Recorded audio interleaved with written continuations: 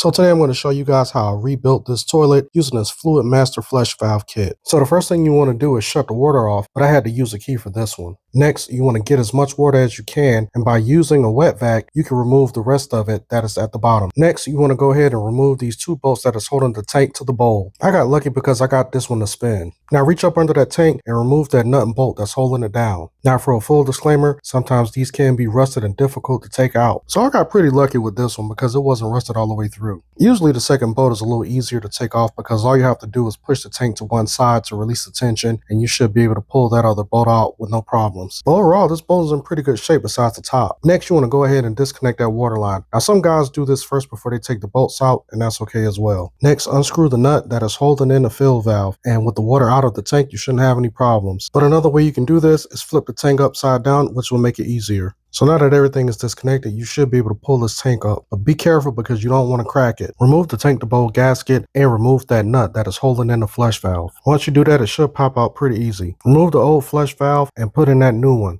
and position it so it fits flush. Next, install and properly seat your fill valve. And sometimes you can have problems with installing a new locking ring, but it's okay if you go back with the old one. And basically you just do everything in reverse. Put the locking ring back on for the flush valve, put back on the gasket, put those rubber washers on your tank bolts, and secure your bolts to the tank. Now some guys don't do this, but I do. Just in case if I need to take that tank back up, makes it a lot easier. And this can prevent rusted bolts and tank leaks. Now you can reconnect your supply line and snug it just a little bit and turn your water back on. And make sure you check thoroughly for leaks. And by this time you should start seeing water coming through that fill valve. Install your new toilet handle, connect it to the flapper, and adjust as needed. And then also make sure that flapper is sitting flush too. And once that tank fills up and stops, you should be all good. I can follow for more repairs.